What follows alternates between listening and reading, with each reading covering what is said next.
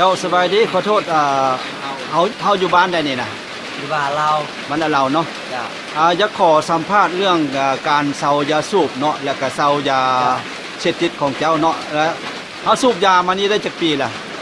6 ปี 7 ปีนั่นแหละ6 ปี 7 ปีเนาะจ้ะแล้วสูบมื้อนึงหันจักกับจักซอง2 3 2 3 2เนาะจ้ะและสูบอันนั้นได้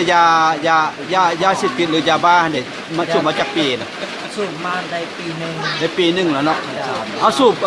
หลายสุดมื้อนึงจักเทื่อยาบ้าประมาณอยู่มื้อหนึง5 เม็ดมื้อนึง5 เม็ดจ้ะโอ้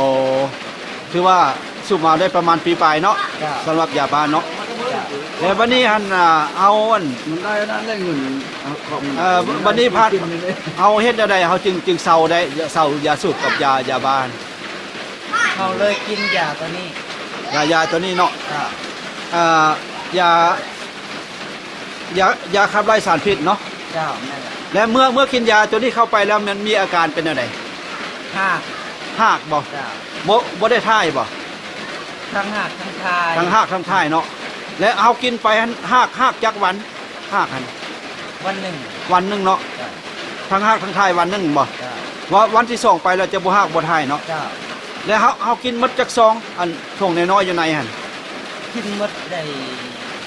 7 ซองเนาะแล้วปัจจุบันนี้ถือว่าบ่ยากเลยเนาะเจ้านั่นแหละตัวอย่างเขาอยากสูบยาแล้วมันมีอาการอะไรมันขิวบ่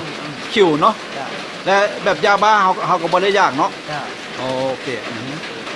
และมีอย่างอยากเว้าสู่ผู้ฟังผู้ที่ว่าอยากเซายาสูบเซายาบ้าคือเฮาบ่มีอย่างบ่ถ้าผู้ใดอยากเซายาสูบยาบ้าต้องกินยาตัวนี้เด้อยาตัวนี้เนาะยาขับไล่สารพิษนี่เนาะจ้ะเขาดีนุกดีใจนำเด้อที่ว่าออกเป็นจากค่าทาสของยาสูบแล้วก็ยาบ้าเนาะเอาขอบใจหลายๆ